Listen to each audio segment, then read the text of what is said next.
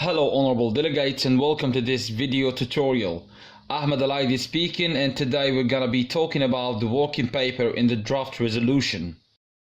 A working paper is very similar to the draft resolution with slight differences. It's a paper that contains the clauses and paragraphs that your country wants to include in the final resolution of your committee. It's basically composed of three parts: the heading, the preambulatory part, and the operative part. Today, we will write together a working paper as the delegation of the Russian Federation to the United Nations Security Council, and the topic will be the North Korean nuclear program, or the DPRK nuclear program. The heading of a working paper should contain the name of your committee, the name of your country, and the topic of your committee. When it's a draft resolution and not a working paper, the heading contains the past plus sponsors of the resolution and signatories. The preambulatory part is an introduction, or you may call it a background of the topic. It states how the international community tried to solve it previously and what the United Nations Security Council or your committee thinks about the topic.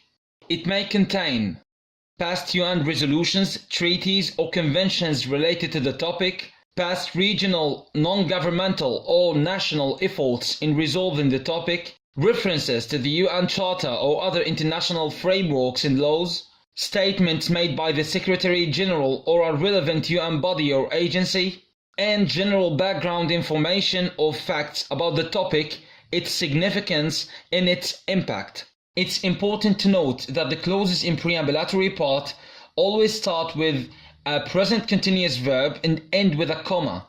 So back to our example, we would write the United Nations Security Council, comma, reaffirming that proliferation of nuclear, chemical and biological weapons as well as their means of delivery constitute a threat to international peace and security, comma, reaffirming its resolution 2321/2016, which contributes to the denuclearization of the DPRK, Resolution 1718/2006, which addresses the nuclear problem that exacerbates the Korean conflict, comma, addressing the principles of the international law, namely non-use of threat of force and non-interference in the internal affairs of the state, which are fixed in paragraph 4 of Article 2 and paragraph 7 of Article 2 of the Charter of the United Nations, comma.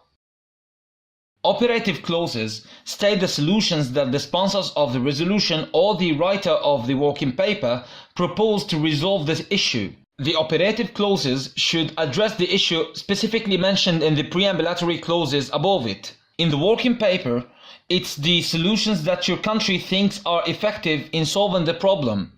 But in resolutions, it's the solutions that the member of the committee agreed on and voted for. Note that the operative clauses always start with a number, then a present verb, and always end with a semicolon. So back to our example, we would write 1.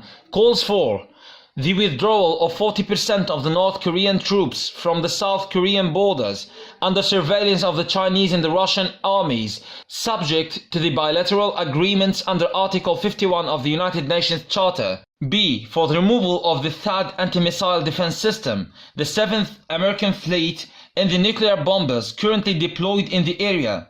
C. These steps must be implemented in a time frame of 6 months. D. No breach of these steps will be tolerated, and supervision will be guaranteed by the People's Republic of China and the Russian Federation. E. A freeze of all nuclear weapons and ballistic missile tests conducted by the DPRK. 2. Proposes that once mutual trust is restored after this process of de-escalation, the DPRK allow the International Atomic Energy Agency plus the members of the six-party talks, China, the DPRK, Japan, the Russian Federation, the Republic of Korea, and the United States of America to supervise the freeze of the nuclear program and to establish an annual report approved by CERN and submitted to the United Nations Security Council. 3. Reaffirms that A. After the first report to the United Nations Security Council, discussions will take place on the partial lifting of sanctions, with a heavy emphasis on coal exports. B. A snapback mechanism will be put in place to ensure the sanctions will be re-implemented in case the DPRK breaches the resolution. 4. Decides to remain seized of the matter. So basically this is how we write a working paper or a draft resolution in general. Please refer to the Delegates Information Center for more detailed information about the kind of verbs that may be used in different parts of the working paper or draft resolution. If you still have any questions, please refer to your dais as soon as possible. Always remember that the font should still be Times New Roman, the size is 12, and the page limitation is no more than 2 pages. Thank you very much for watching this video and good luck with your task.